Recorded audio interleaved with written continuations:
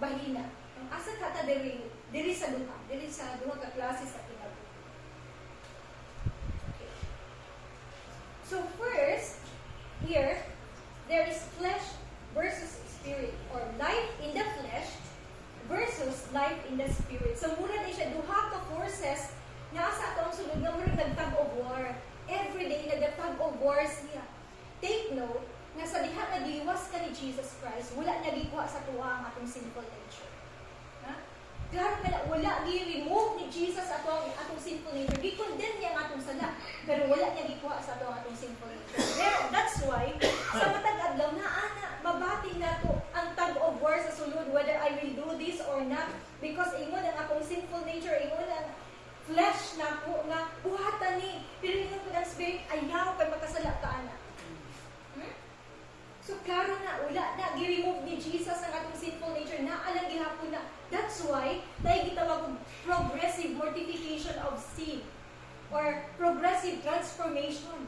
No? Sa mga Kristohanon, everyday, God is on the business of transforming us. Gina-transform ka niya sa matag adlaw aron nga mahimutan sama kang Yesu Kristo. No? So, isgutan na ito karon ang kining life in the flesh. What's the kining life in the flesh? Pag ningon na flesh, no, ang iyang Greek word is sarx, which means it is the sinful state of human being. It is the sinful state of human being, our sinful nature. Nga naagihapon sa to, bisan pag naluwas na ta, bisan pag atong gidawat si Jesus Christ as our Lord and Savior, pero naagihapon na siya, take note. Na siya muna nagatay, gitawag mo, struggle. Nag-struggle ka. No, hindi ako ni dapat bakit pero kasi ano lagot ko yung ana, no? So, nagatag of war siya sa atuang, sulod sa atuang kasing-kasing sa atong una-una. Because of this, kining nga flesh na naagihapon sulod sa atuang kinabuhi, sulod sa atong kasing-kasing. So, again, the flesh is the sinful state of human being. It is our sinful. In other words, it is our sinful nature. So, unsa man ang makita nato sa usa ka tawo nga dominated by flesh, or nagkinabuhi siya diha sa flesh or sa iyang sinful nature, dominated by his sinful nature. Kasi atong makita sa iya in verse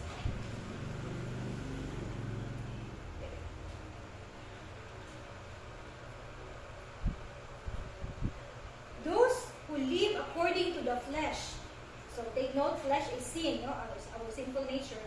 Have their minds set on what the flesh desires.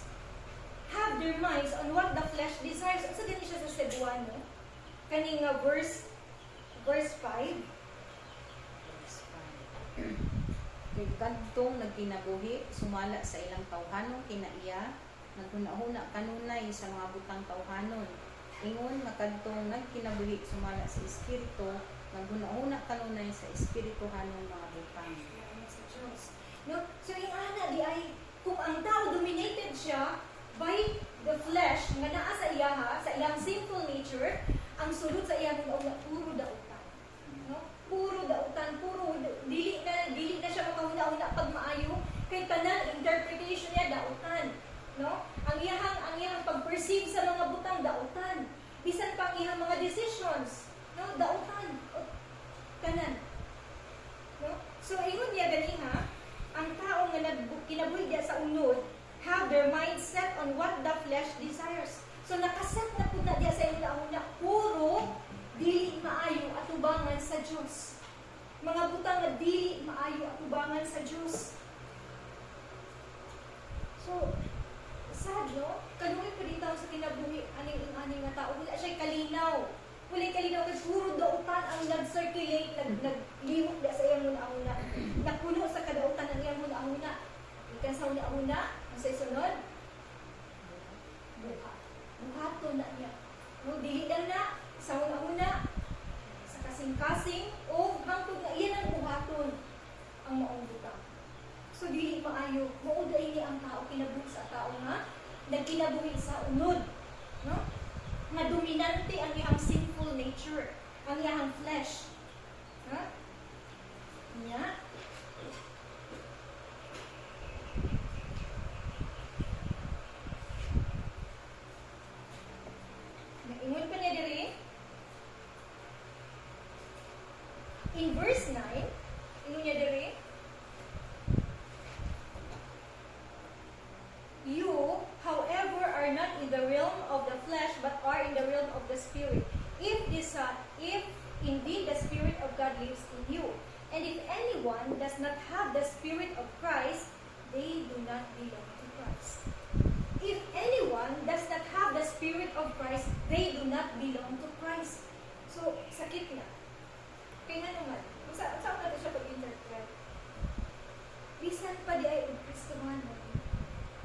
nga wala sa imong espiritu sa Dios. Kung ingon pa niya dili, kung dominated ka by the flesh, asa ka nabilong?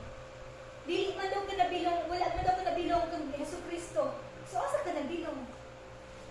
If you are not dominated by the Spirit of God, ug ang nagdominar sa imong flesh, asa ka nabilong?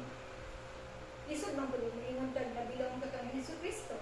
Kay klaro man diri nga kung flesh ang nagdominar sa imo, wala ka nabilong kang Jesus Christ. Aside ka sa tubag ang pangatan. Aside ka kung saan tubag. Of course, wala ka nabilong sa Ginoo, nabilong ta sa atong kaaway mo sa Satanas. No? So mo na siya ang sakit. Mo adhere gid ka sa panambagon sa Biblia. Mo adhere ka. Kaya nga no, observation ni Apostle Paul.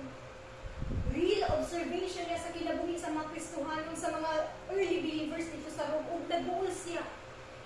Ginaliman niya, pila ka mga libro ang gisulat ni Apostle Paul. Ang gisulat niya, few days na lang before siya patyo.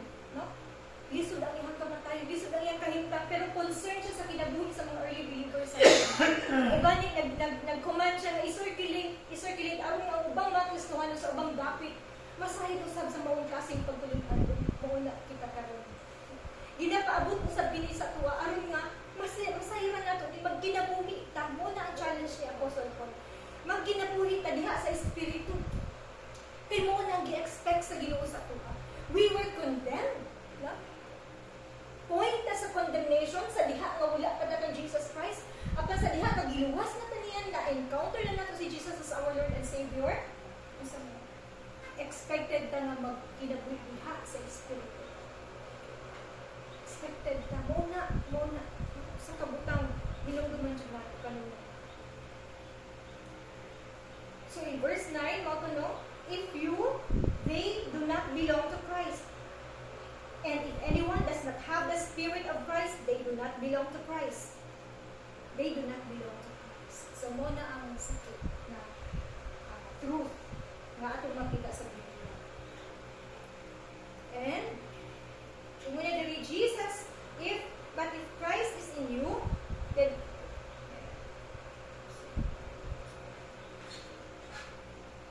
okay? So, since kini nga maong klase sa kinabuhi siya to death, hopeful ba ang kinabuhi sa usa ka tawo nga naa niini nga klaseng estado sa kinabuhi? Hopeful ba? Of course dili. Kay ngano, bisan pag unsa siya kalipay, samtang naa pa siya sa kalibutan, naa na sa iha ang tanan, no? I-satisfy niya ang iyang kanang flesh nga aspeto sa iyang kinabuhi, ang iyang sinful nature, i-satisfy niya pag-ayo. Pero unsay samputan niya? Kamatayon. No? For the wages of sin is death.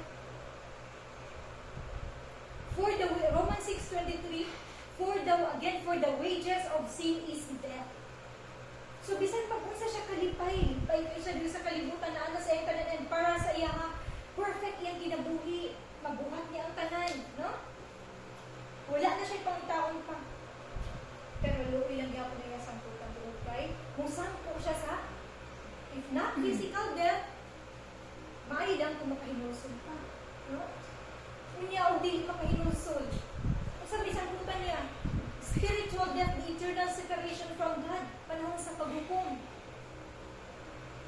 So ingana ang kinabuhi ng Kristohanon, no? Ingana ang kinabuhi sa usa ka tawo nga anhaa dominante ang iyang sinful nature.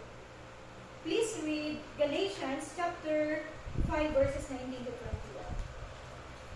Kani siya mga decide, no? Decide ni Apostle Paul ng mga klase sa sala, no? Nga nag-exist sa unang panahon and even sa ato karon.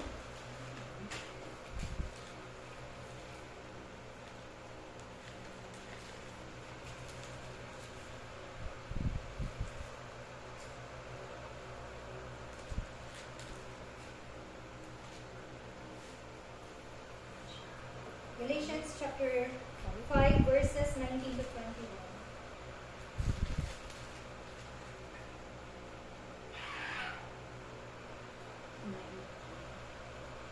Sayon kaayo pag-ila sa buhat ni atong nagsunod sa tawhanong kinaiya.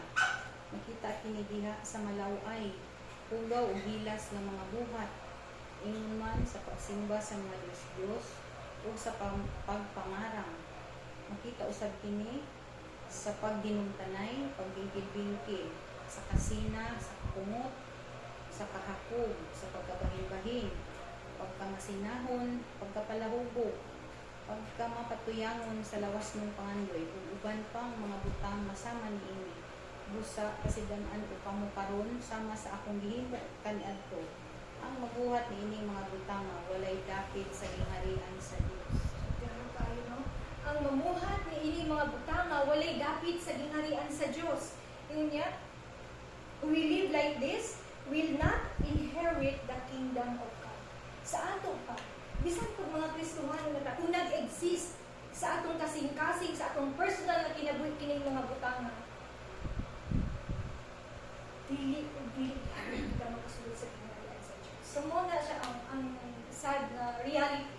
No? Kung dili ka magkinabuhi uyon sa kabubuton sa Diyos, kung dili ka magkinabuhi diha sa Espiritu, dili kita makasulod. Unya, ultimate goal ba yan nato, di ba?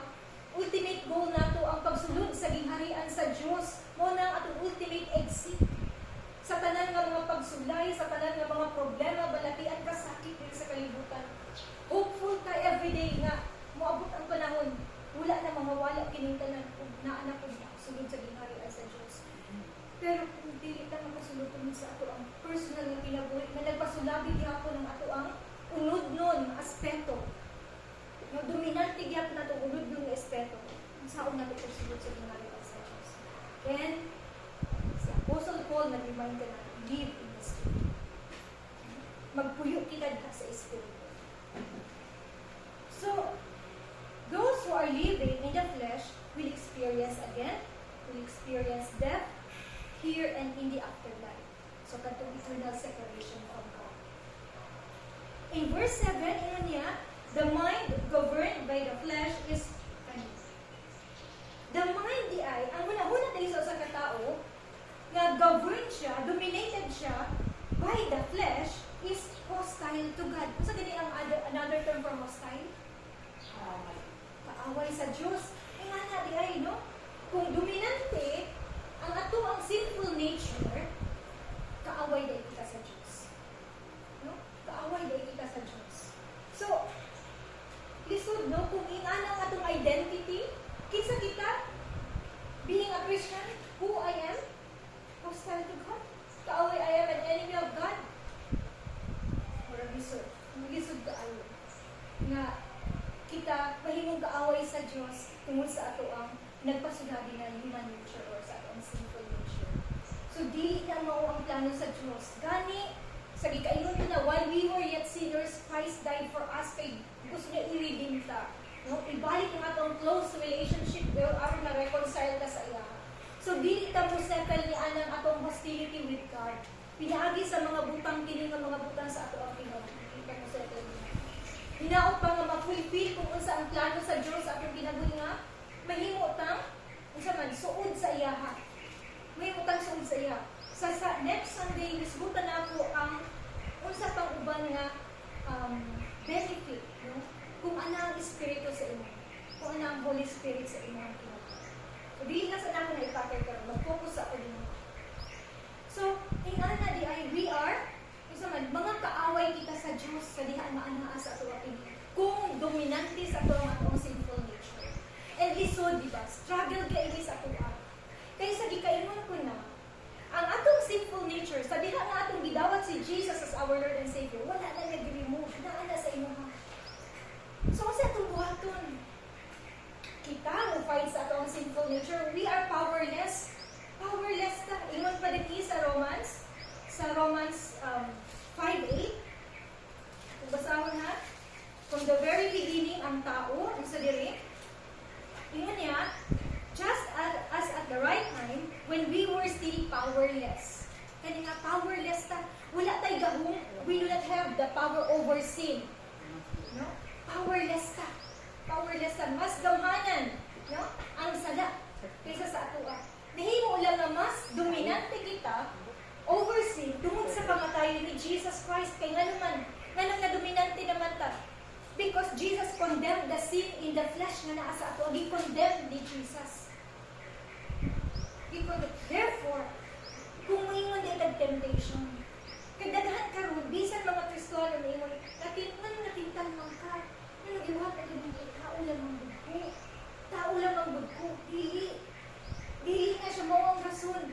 Pwede ka makaresist sa temptation kung dominante lang ang spirit na nasa imong ha. Kaya nga naman, from the very beginning, di ba gikondemn na ni Jesus ang sin? Di ba patay na ka sa imong mga sala kay gikondemn na ni Jesus? So, dili na siya ang dominante dapat sa imong ang espiritu sa Ginoo nga nasa imong. So, dili tama. Gumayon ko, natintal ko kay tao lang ko. Dili na siya mao. Huh? Dili siya mao. So, barugan na ko, nga naa sa itong espiritu, dapat siya ang dominante over our sinful nature. So, bisag na tayo struggle nga, kani, especially kanang mga panaglalis, panag-away, ano, lamig na kayo mo sulti og kung sa rin lamig na kayo mo ingon pa ni Harlika, sorry to use this kanina pa buljakan kanang kontay man og pero tungod kay na ang balang Espiritu Santo sa ato na ang Holy Spirit, we are controlled by the Holy Spirit, dapat dili na ito buhaton.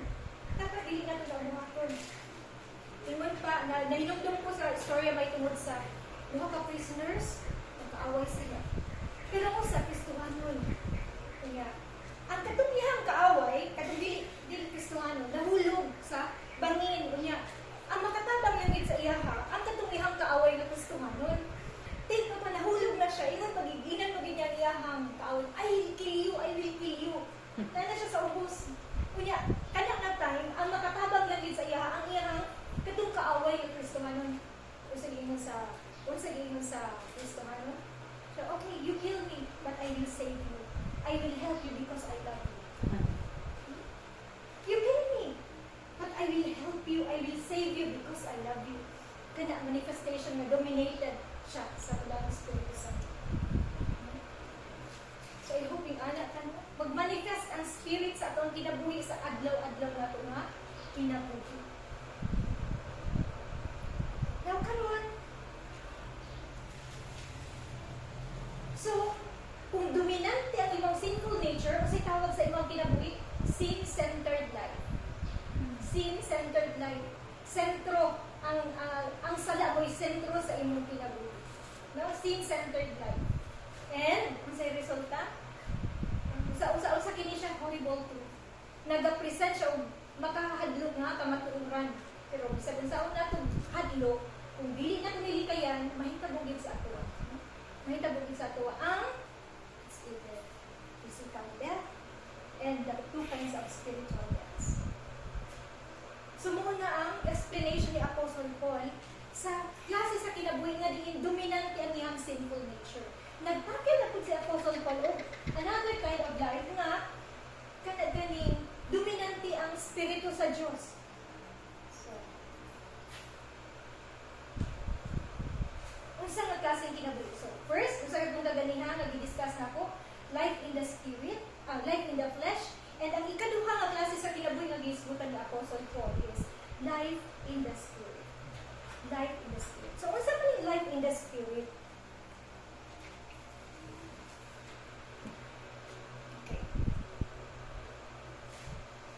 Those who live in accordance with the Spirit have their mindset on what the Spirit desires.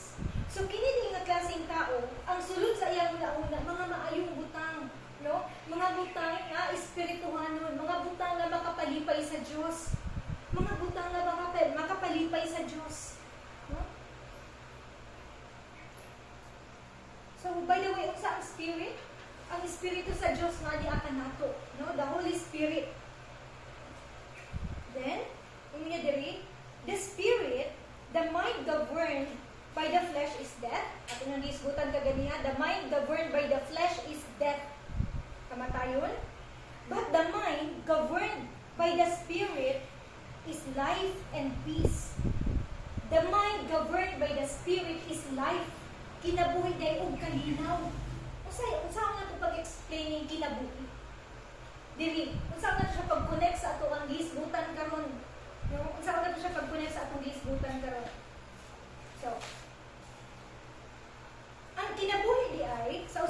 espirituhanon nga naa diha kang Jesus Christ, bisan tuod, no? Bisan tuod maka-experience kita og physical death, no? Physical death. Pero di ta ilinga na dito sa spiritual death tungod sa righteousness nga gibutang sa espiritu sa ato ang kasing-kasing.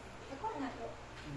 Bisan tuod ang matapos sa ato ang maka-experience og physical death, no? Mamatay ka tungod sa atong katigulangon, tungod sa atong balatian o unsa bang cause sa death, kasanaalan na sa kamot ni Jesus Christ ha. Kana ang klaseng death dili na muli sa ato sa spiritual death, naman tungod sa righteousness magibutang sa espiritu sa atong kasing-kasing.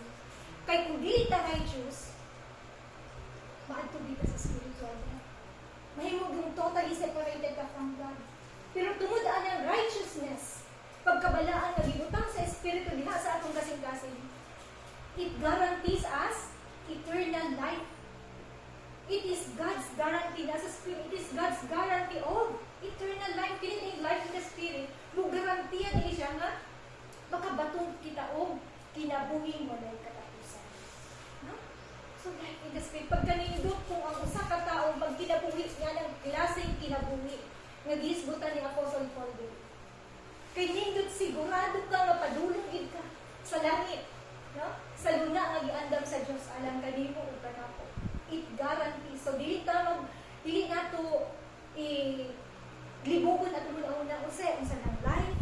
Of course, tungod sa righteousness nga gibutang sa espiritu diha sa imong kasing-kasing mo nang importante na ang espiritu sa Dios diha sa imong kasing-kasing, sa imong haog sa akwa. No? Tungod ang righteousness kay dili man nato na dili nato ma-perfect ang kinabuhi. No? Because of our sige kayo ko na ang atong sinful nature wala gikuha ni Jesus. Pero pinaagi sa tabang sa espiritu nga magabutang yan ang righteousness atong kasing-kasing makabaton kita og kinabuhing walay katapusan. Life in the spirit, it is God's guarantee of eternal life. So ang mga tao diya na dominante sa espiritu, ang sulod sa ilang una puro mga maayong butang. Puro mga espirituhanong butang, mga butang nga baka palipay sa Diyos ang pangutana. Kung kanang naa sa imong huna-huna, wala ka na makapalipay sa Diyos. Unsang klaseng identity imong ginadala-dala sa imong kinabuhi? Kinsa ka, being a Christian. Kung wala malipay ang Diyos ni Ana. Kung dili espiritu ang dominante sa imong kinabuhi, sa imong kasing-kasing, kung dili ang imong sinful nature, mubalik ihapon ko sa atong pangutana, atong proposition, who am I? Or being a Christian, kinsa? Or unsa? So, mo na ng mga butang, and you belong to God. Kung ana ang espiritu sa imong kasing-kasing, you belong to God. Of course. Of course. Totally in contrast siya sa life in the flesh nga, sa diha nga, ang flesh ang dominante sa imong kasing-kasing, you do not belong to God. Pero kung dominante ang spirit sa imong kasing-kasing, you belong to God. And, again, kadto it brings life and peace. Life, katutumudan ng righteousness, and it guarantees eternal life, and it gives you peace. Kalinaw. Kalinaw. Now, so morning, yun niya dali, and if the spirit of He who raised Jesus from the dead is living in you, He who raised Christ from the dead will also give life to your mortal bodies because of His Spirit who lives in you. So, because of the Spirit na naa sa atua, i-raise po niya, this is the promise of resurrection. This is the promise of resurrection. Tungod yan ang Espiritu na nasa iyo because naa ka eternal life. Therefore, kung ugali, lalo sa Diyos, kuhaon ka, sa dili pa siya mubalik, mauna ka, sigurado ka nga ma-resurrecta diha sa kamot sa Ginoo, tungod yan ang Espiritu. No? And, again, it guarantees eternal life. Kaya, mo niya ang importante. Ang garantiya sa eternal life, sa kinabuhing walay katapusan, pinaagi na ng balaang espiritu mula sa imong kasing-kasing. So, dili na to siya i-despise. Dili na to i-ignore ang Holy Spirit. Dili na to i-ignore. Kanunay na to siya i-acknowledge. And in fact, gi-advise yun daw sa matag sa kanato na kanunay everyday sa ating pag-ampo. Morning, gabi, i-acknowledge na to siya. Kabalang Holy Spirit, I know that you are here with me. Because very gentle, naa siya. Kanunay siya nagauban sa tuwa, nagasubok nagsubaybay siya, nag-monitor siya sa atong kinabuhi. No? And malipay po siya kung ano siyang i-acknowledge. No? I-acknowledge na itong iyang presence. Kay grabe ang iyang role sa kinabuhi sa atong mga kinabuhi. Siya ang representative ni Jesus. Si Jesus to ni kayab na, di ba?